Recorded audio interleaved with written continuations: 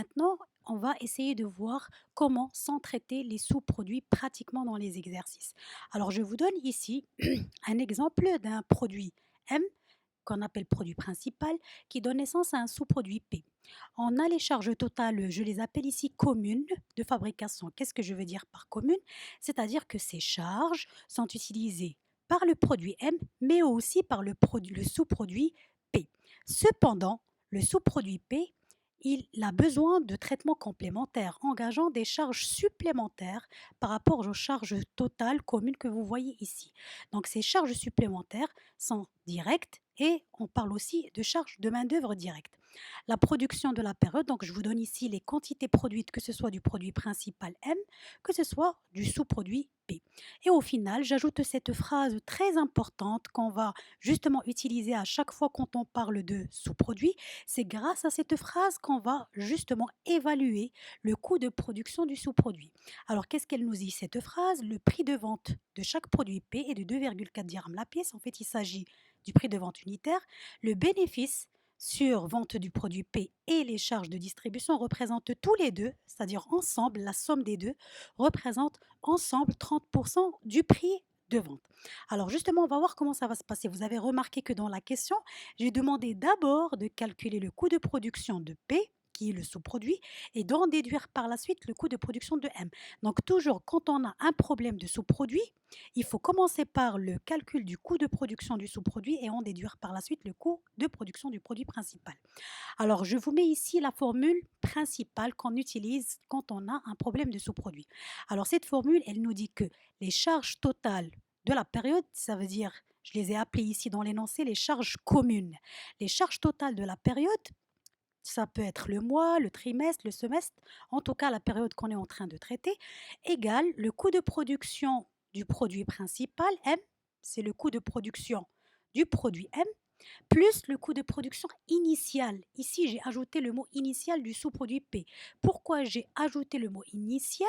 C'est pour faire allusion au fait que le produit P n'est pas encore terminé. Il nécessite un traitement complémentaire. Alors, dans le cas de sous-produit, la première étape, justement, on a dit, c'est de commencer par le calcul du coût de production du sous-produit. Mais d'abord, on va commencer par justement mettre en place la formule qui va nous aider à évaluer son coût de production. Cette formule, c'est justement de démarrer à partir du chiffre d'affaires. On a cette formule que tout le monde connaît, prix de vente du produit P ou de n'importe quel produit, un chiffre d'affaires, il arrive à couvrir le bénéfice et le coût de revient. C'est pour cela que nous, en comptabilité analytique, notre objectif est justement de calculer le résultat analytique, qu'il soit bénéficiaire ou déficitaire.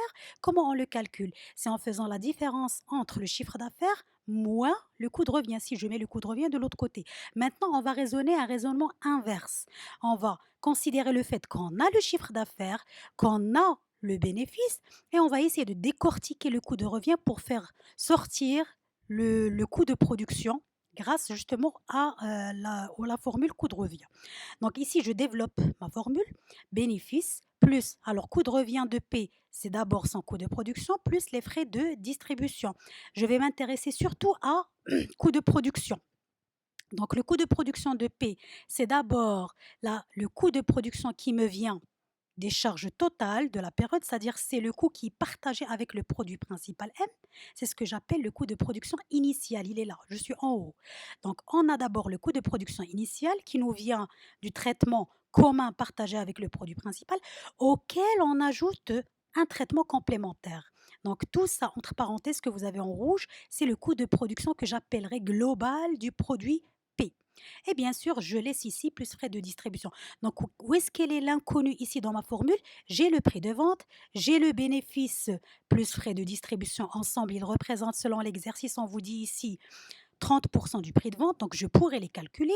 J'ai le montant des traitements complémentaires. La seule inconnue que j'ai dans ma formule, c'est le coût de production initial. Donc, justement, je mets ici coût de production global. Donc, je le calcule en utilisant cette formule-là, c'est prix de vente, D'accord? Je mets bénéfices et frais de distribution de l'autre côté, moins, entre parenthèses, frais de distribution plus bénéfices. On vous dit dans l'énoncé qu'ils représentent tous les deux 30% du chiffre d'affaires.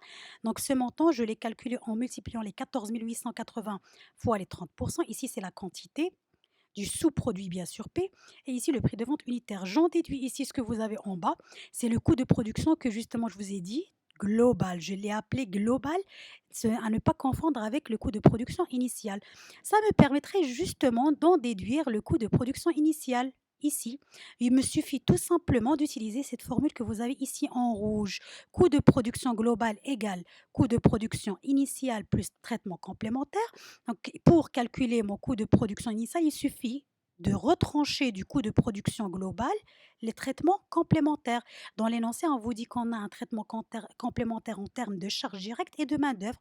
Donc, je les retranche pour en déduire le coût de production initial du sous-produit P. Donc, ça, c'est la réponse à la question 1.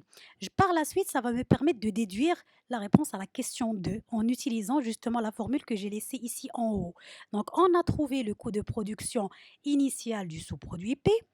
On a les charges totales de la période. La seule inconnue, c'est le coût de production du produit principal M. Donc, j'ai mes charges communes ici. Il faut toujours matérialiser les données dans le cadre du tableau qu'on a l'habitude d'utiliser. Donc, je mets mes différentes charges, qu'elles soient matière première, qu'elle soit de main-d'œuvre directe, qu'elle soit indirecte. J'enlève, je retranche ce que je viens de trouver dans la réponse à la question 1, le coût de production initial. J'insiste sur initial et non pas global. Initial, ce qui a été partagé avec le produit M dans le cadre de ces charges-là. Et j'en déduis bien sûr le coût de production de mon produit principal. Ici, très important, il faut mentionner la quantité du produit principal M et ne pas faire l'erreur de reprendre la quantité du sous-produit P. C'est très important de mettre la quantité équivalente à la production que vous calculez ici. Donc voilà, donc je trouve mon coût de production du produit principal M. Alors l'exercice suivant, l'exercice ABC ou le cas ABC, c'est un cas qui est très intéressant dans la mesure où il va vous permettre de vérifier est-ce que vous avez compris le problème des encours, le problème des déchets avec leurs différentes catégories et également le problème des sous-produits. Dans cet exercice, vous avez bien compris qu'on a deux produits A, B, C. C'est pour cela que je l'ai appelé cas ABC. Le produit A, c'est le produit principal. Il donne naissance, ce produit principal donne naissance à des déchets qui sont ici réutilisables. Donc ici, je parle d'un déchet recyclable dans un autre produit. Donc il faut bien se rappeler que qu'est-ce qu'on a dit dans le déchet réutilisable? Il est retranché du produit source pour être ajouté dans le coût de production du produit de destination. Alors on vous dit ici que la production du produit B donne un sous-produit C. Donc le produit C, c'est un sous-produit qui vient du produit B. Donc, les charges, il faut obligatoirement communiquer les charges totales de production. Donc, vous avez ici les charges totales de production du produit A sont les suivantes. Et les déchets représentent 8% de la quantité de matières premières utilisées. Ça nous permettra de calculer justement la valeur des déchets recyclables à retrancher du coût de production de A et à ajouter au coût de production du produit B. Vous avez un problème d'encours concernant le produit A, qu'il soit initial ou qu'il soit final. Et on a ici les informations concernant la production du produit B qui donne naissance au produit C comme sous-produit. On a les différentes charges communes. Bien sûr, j'ai mis ici un point d'interrogation concernant les déchets parce que vous êtes censé les calculer ici dans le coût de production de A. Et je vous donne bien sûr le traitement complémentaire concernant le sous-produit C. Donc, on va utiliser la même formule que ce qu'on a fait dans l'exercice d'application précédent. La phrase est très importante. Je vous ai dit que cette phrase nous sert justement à évaluer le coût de production du sous-produit. Donc, ici, on vous donne le prix de vente et bien sûr combien représente le bénéfice et le coût de distribution du prix de vente pour pouvoir calculer le coût de production du sous-produit. Ici, bien sûr, vous avez les quantités équivalentes de production de chacun des produits A, B et C.